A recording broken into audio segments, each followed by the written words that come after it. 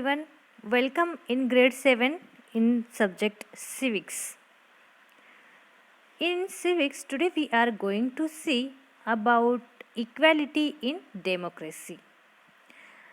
First of all we'll see meaning of equality. See, last year we saw that people discriminated against each other on various grounds. We saw that people differentiated among themselves on the basis of caste, race, gender, and even economic and social status.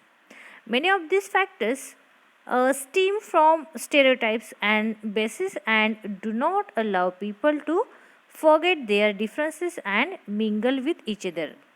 Such differences among people leads to equality and do not allow people to release their full potential.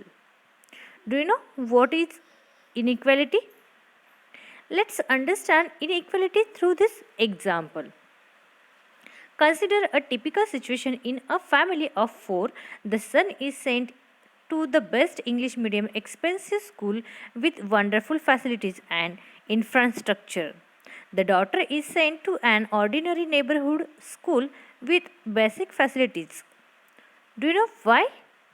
Because the parents consider their son's education to be important as he will grow to be an earning member while the daughter will get married and go away. Hence, it is a waste to spend a lot of money on her education. This is common example of gender basis leading to discrimination.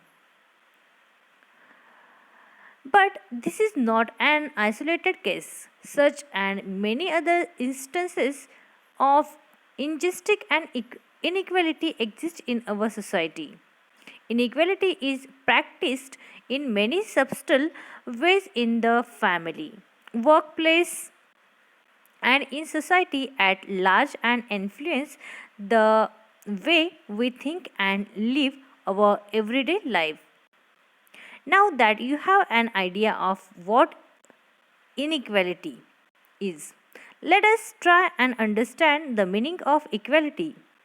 Equality means the state of being equal where everyone is treated at par or in the same way and do know and know the distinction or the discrimination in made on the basis of caste, religion, gender, race, etc. It also implies that all are provided with the same or equal opportunities to develop their skill and talent and to further pursue their goals and ambitions. Equality among with liberty and justice forms the basis of the democratic society. Now we are going to see the types of equality. The Constitution of India says that every citizen is equal in the eye of law. Do you know then why does inequality exist between individuals? See, the people in India are guaranteed equality by the constitution, but still many forms of inequality exist within Indian society. It means that there are many forms or types of equality as well. Equality has Equality has many dimensions which deals with a separate yet interlinked issue. It can primarily be categorized into three, that is political, social and economic equality. From that first we'll see the political equality. Political equality means providing certain basic rights to the citizens of a country. These rights include the right to vote, the right to contest election, right to freedom of expression, freedom of movement and association. See, in this picture, you can see there is a long queue of people from different backgrounds. Do you know why they have line up here? See, they have come to cast their vote as All citizens above the age of 18 years have the right to vote in India. The right to vote and elect a government is an important feature of democracy.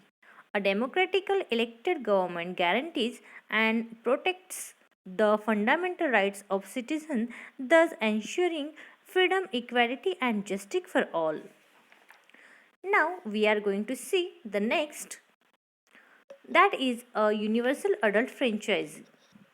Universal adult franchise is based on the principle of one person, one vote.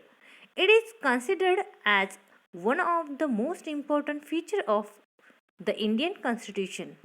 A person who is 18 years of age or above is initial to cast her or his vote in the election irrespective of race, caste, gender, religion, language, education, place of birth, and social status.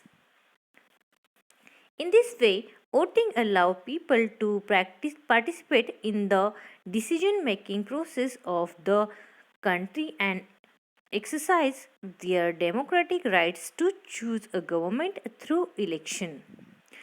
See, actually, there are some fundamental rights.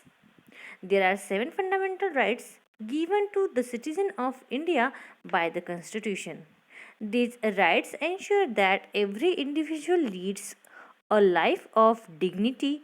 These fundamental rights are: the first is right to equality, second, right to freedom, third, right against exploitation, fourth, right to freedom of religion. Fifth is cultural and educational right. Sixth, right to constitutional remedies. And seventh is a right to education. See, social equality.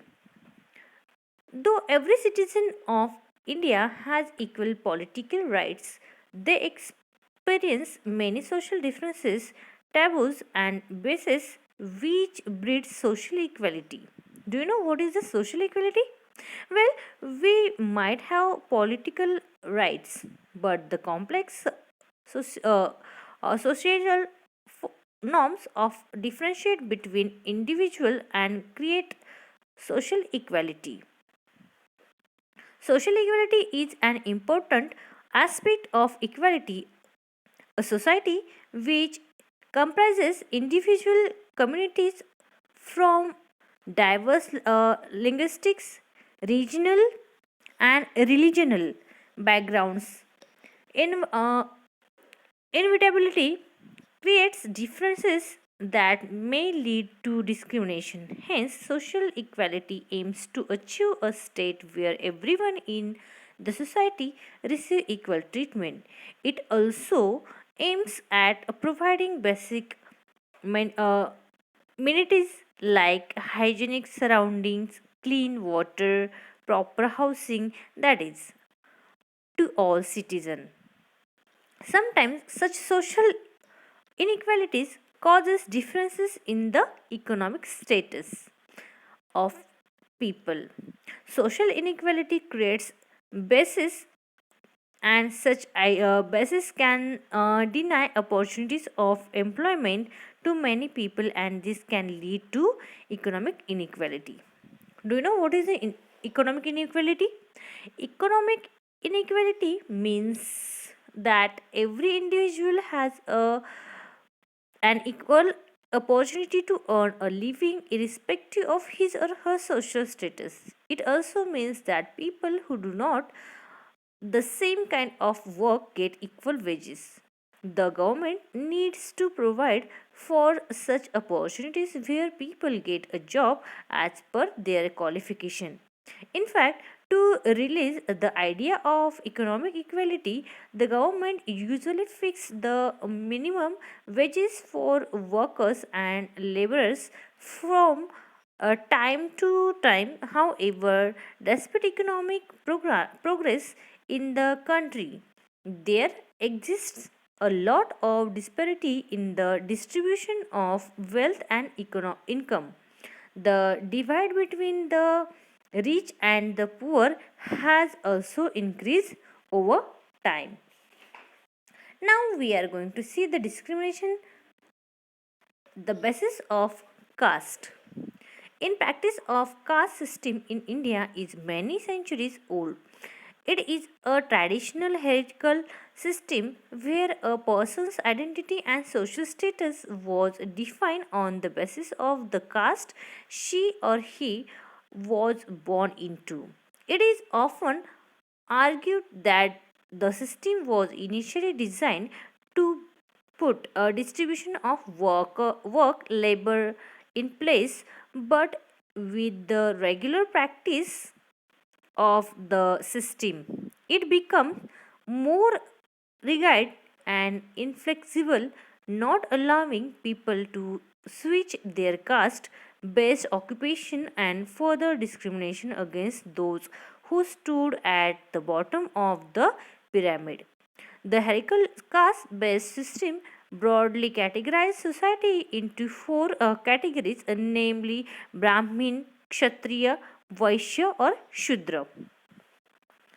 The inhuman human practice of untouchability was a product of caste based discrimination.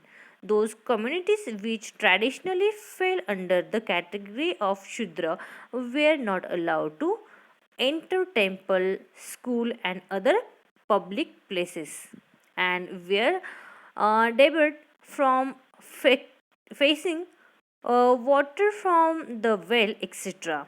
Though the caste practiced were abolished in independent India with the promulgation of certain laws, they are still practiced in various parts of the country. See, in this pyramid, you can see the Brahmin belong to the highest caste. They are praised and a scholar. The second, Kshatriya are a soldier and warriors. Third, Vaishya are merchants and professionals. And the last is Shudra are the lowest caste. They are laborers and servants.